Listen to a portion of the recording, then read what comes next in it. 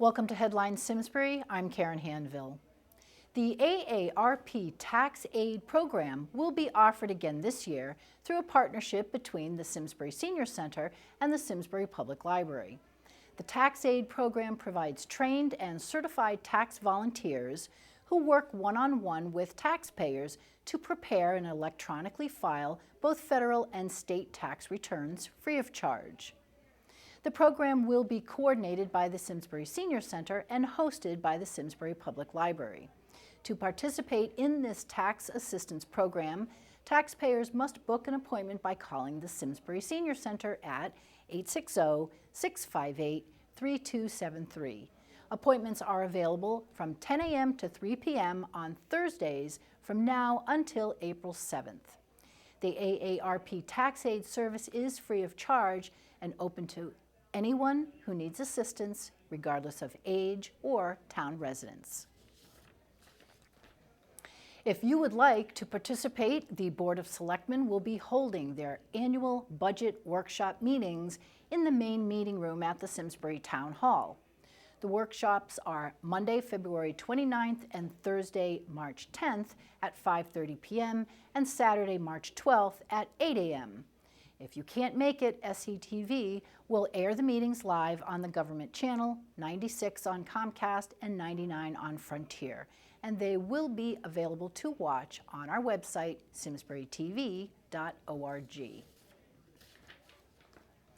The word seems to be getting out that engineering is no longer just for boys.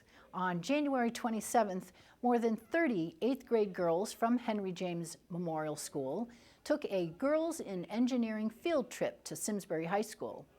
The field trip was a coordinated effort to inspire more girls to enter STEM fields, that is science, technology, engineering, and math. In fact, this year's event participation was the highest ever. Simsbury High School engineering teacher David Salonia kicked off the event in Simsbury High School's state-of-the-art engineering lab, describing the sequence of courses from Intro to Engineering Design to the specialized courses in digital electronics and aerospace engineering. More than a dozen female high school engineering student volunteers were on hand to answer questions and point out that the courses are really fun. One 8th grader expressed concern at how much math she might need to know, and they helped put to rest those fears, explaining that the normal sequence of math skills beginning freshman year is sufficient for engineering. Highlights of the day included guest speakers Cynthia Holden, a retired Department of Transportation civil engineer, and Gina Beauty, a mechanical engineer and manager of packaging for Estee Lauder in New York, who said, as an engineer, potential employers view you as a problem solver, and that's invaluable.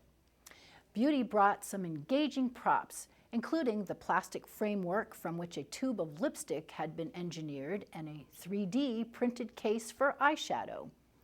For many, such real-world examples make engineering as a career seem much more accessible. To provide a real hands-on experience, Salonia instructed students on computer-aided design software called Autodesk Inventor. In less than 45 minutes, nearly every student learned the skills needed to design a 3D water goblet on the computer. After the engineering lab, the students formed groups to visit the other shops and classrooms where engineering classes are held. Technical Education Coordinator Kurt Dugan gave a welding demonstration, and students also got to observe activities in the areas of construction and manufacturing. In the digital video and production studio, teacher Dan Warner showed videos of student work. The woodshop featured the design and building of several projects, including the Electrathon car, which students build in the Engineering and Design Development class and race at Lime Rock Park. Senior student Megan Rice explained how the First Robotics Club designs and builds a robot for competition each year, and in fact has qualified for national competition in St. Louis for the past 2 years. In the Architecture Lab, Dr. Wendy Koo showed off students winning designs from prior Home Builders and Remodelers Association competitions. Although engineering pursuits at Simsbury High School do have a history of achieving success in various competitions, the Technology and Engineering Department faculty emphasized it is definitely not about winning prizes, but about contributing meaningfully to the world. Solonia said in his remarks to the girls, quote, "If you want to change the world, you've come to the right place," unquote. On February 2nd, 8 Central Elementary School students in grades 4, 5, and 6 vied for the title of School Champion in the National Geographic Society's annual Geographic Bee. This was the 10th year that Central School participated in this challenging and fun competition, this year expanding to include 4th grade.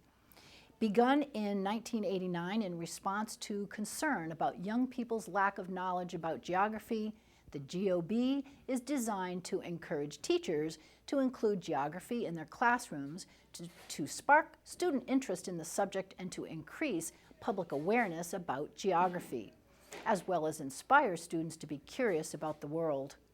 Each year, more than 4 million students in grades 4 through 8 from thousands of U.S. schools participate.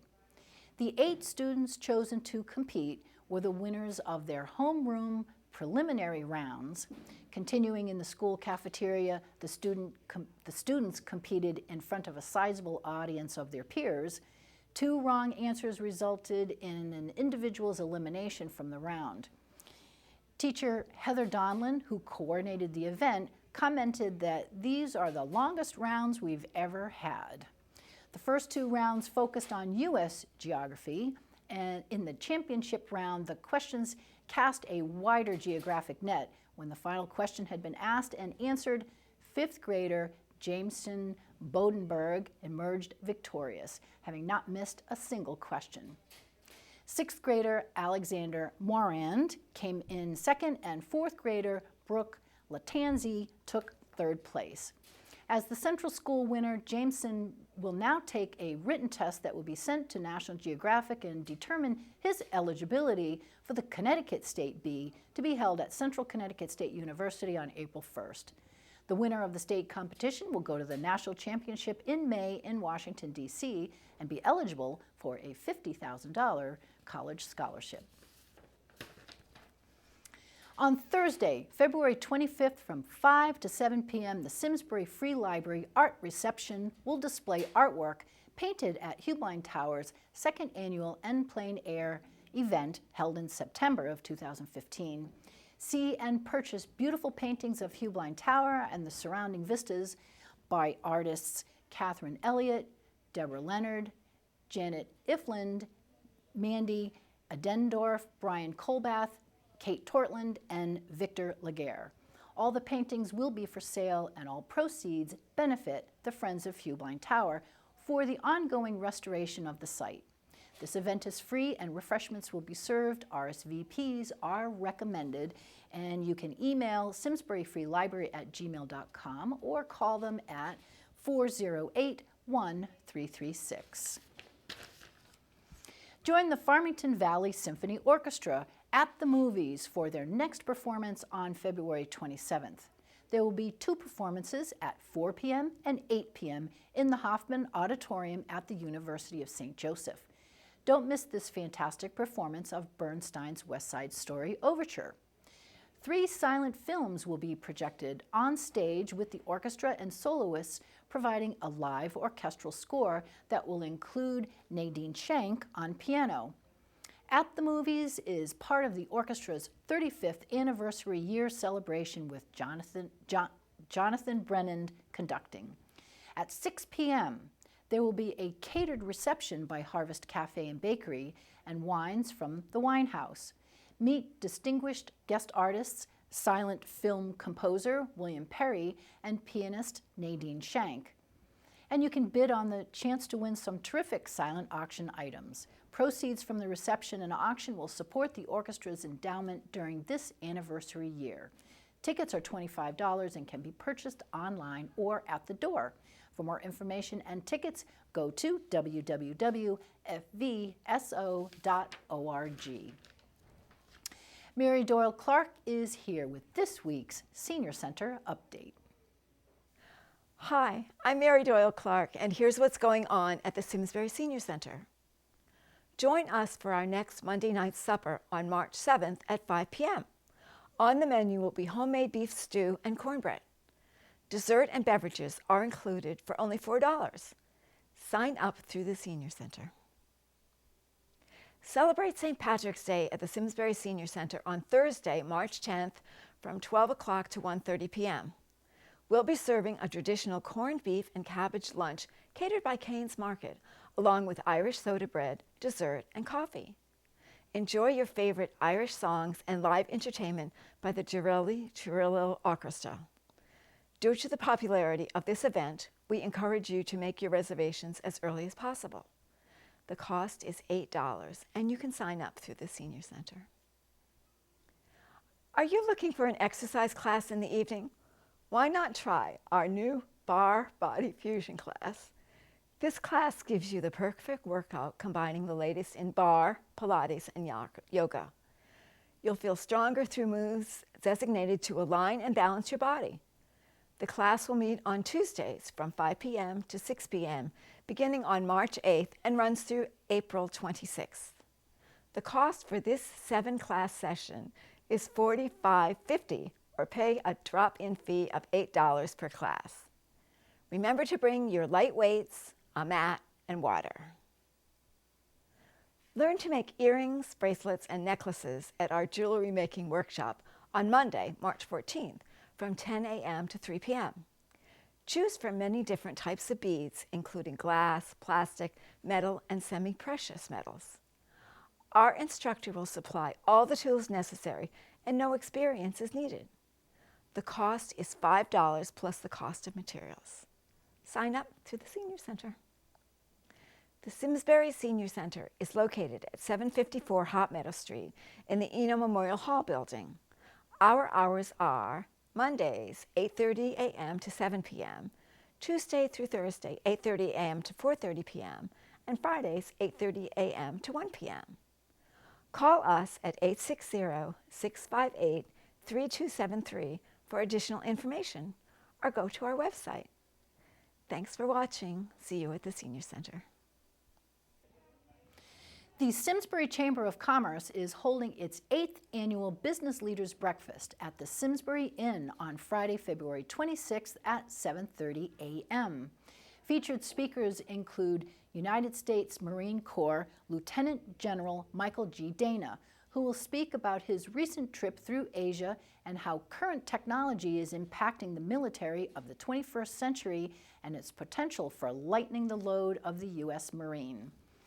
Also speaking will be Jim Larwood, President of Command Aerospace Systems, a newly formed operating group within Command Aerospace segment in Bloomfield. He will introduce the new unmanned K-MAX helicopter and give an overview of Command Aerosystems operations. Reservations are required, and tickets include a hot buffet breakfast. For tickets, you can call the Chamber at 651-7307 or go online to their website, simsburycoc.org, and click on Events. On Sunday, February 28th at 2 p.m., you'll have an opportunity to get answers to some interesting questions. What is that weird stuff growing on my plants? Why do fireflies flicker light? What made my carrots grow with a bunch of twisted points, and why does that insect have horns? Join Simsbury Land Trust trustee Joan Allen for a talk about Connecticut Curiosities. Whether found beneath the soil or soaring in the air, all kinds of living organisms found in Connecticut have special characteristics, allowing them to survive in southern New England. From strange-looking trees and Connecticut's only lizard to recent invasive species. Explore a menagerie of Connecticut's unique and sometimes rare living things and their odd characteristics.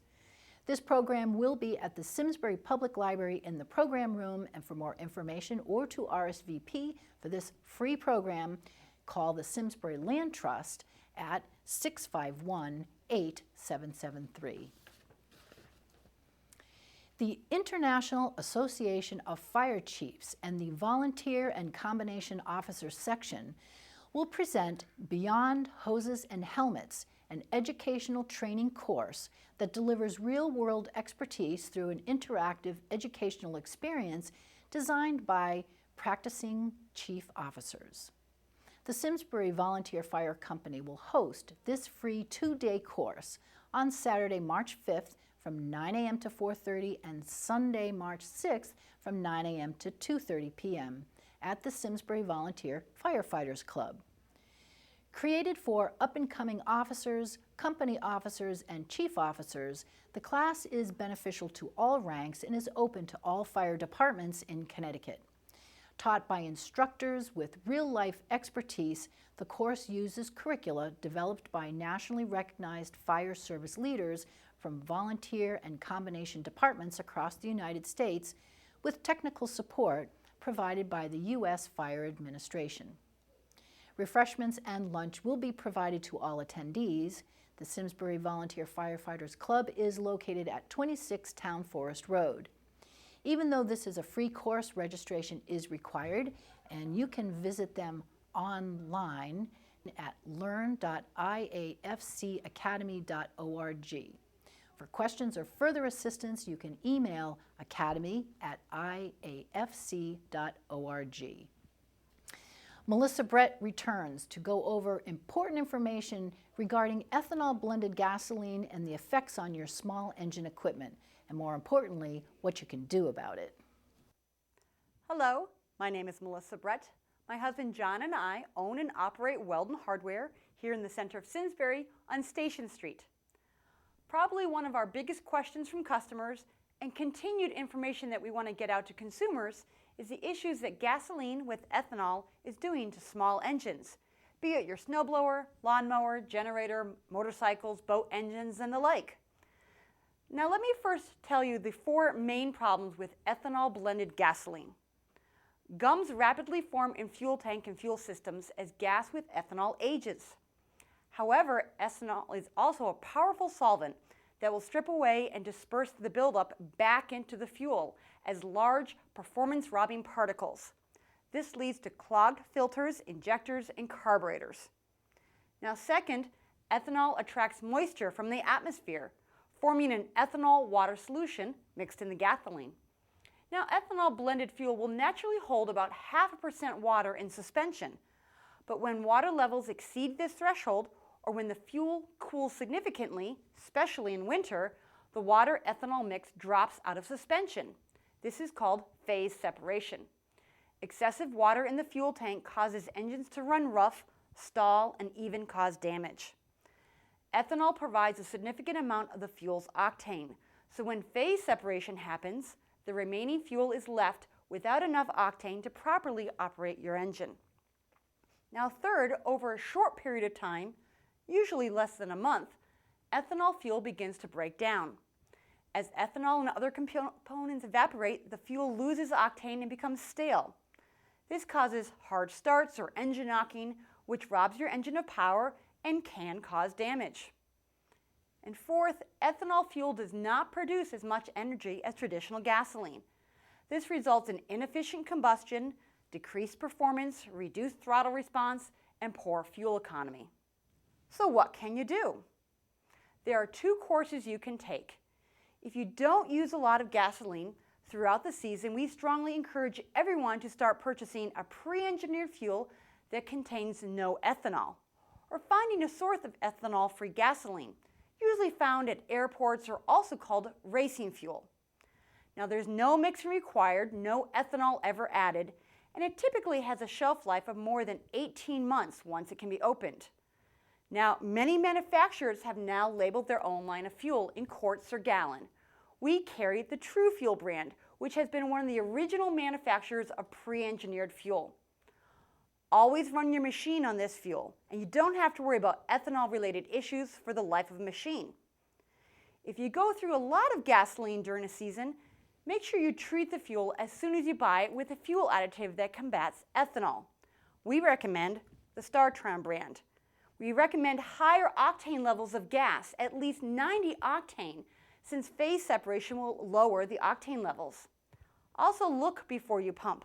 Some stations may have higher than 10% ethanol fuel, which is harmful as well as illegal to use in outdoor power equipment in some states.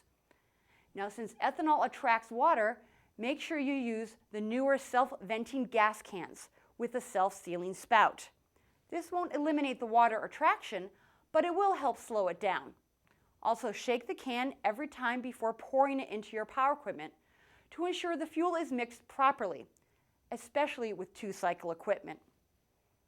And when you're done with your equipment for the season, running the machine until it stops and no longer has the fuel is not the recommended storage solution anymore.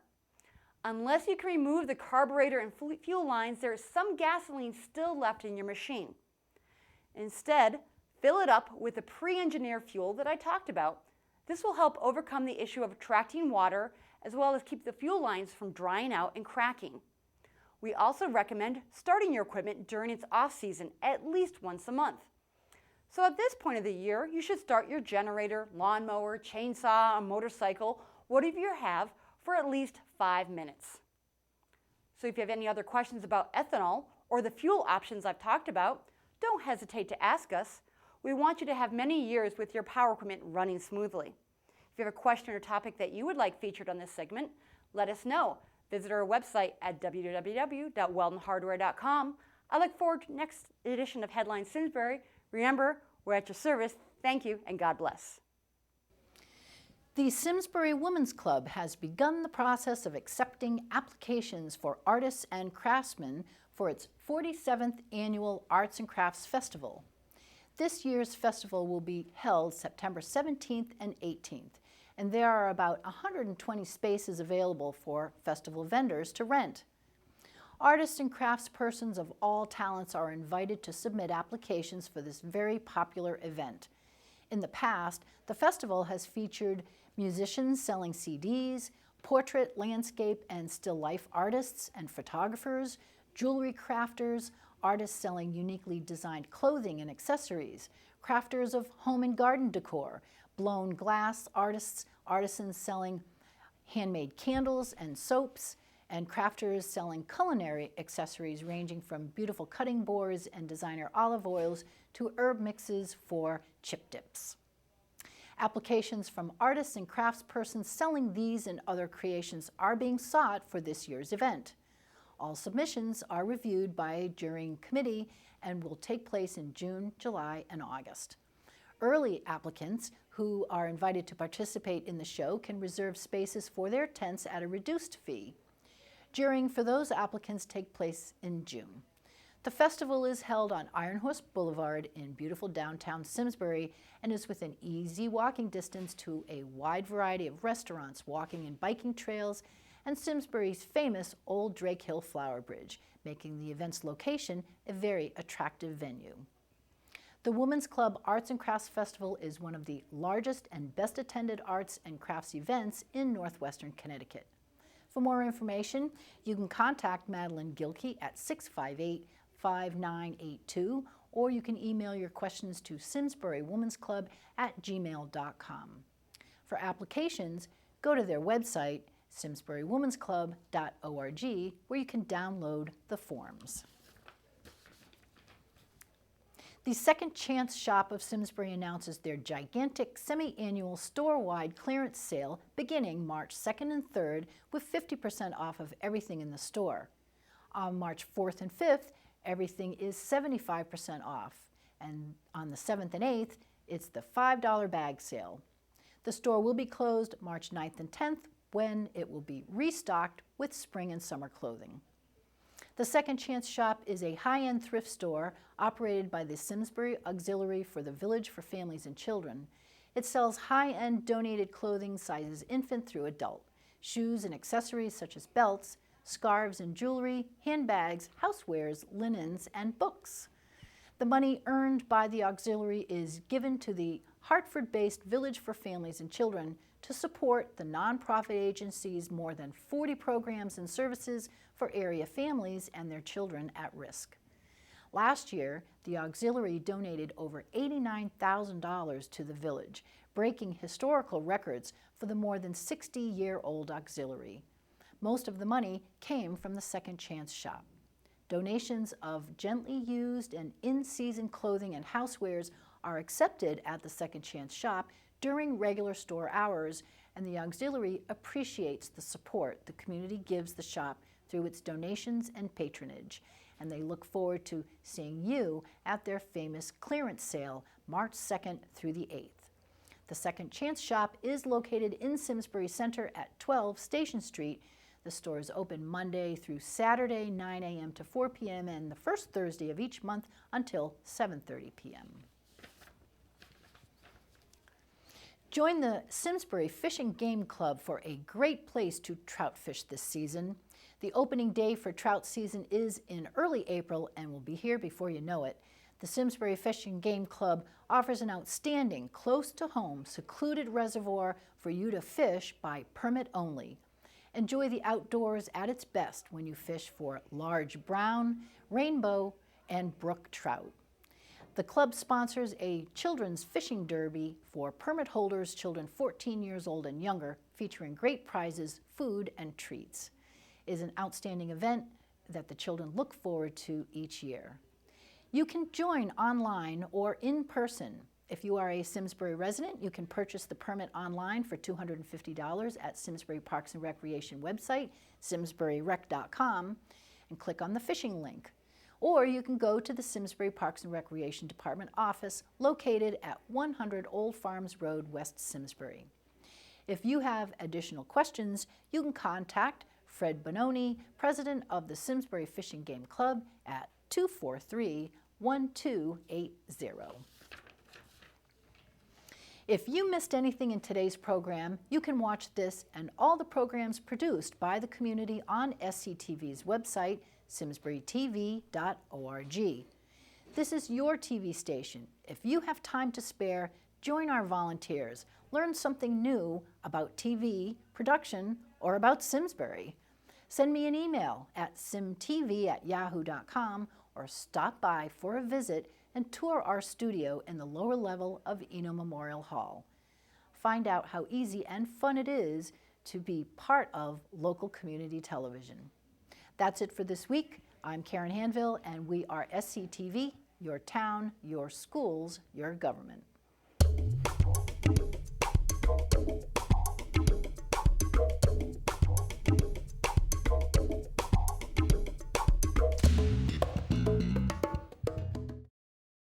Funding for Simsbury Community Television is provided in part by contributions from viewers like you. Thank you.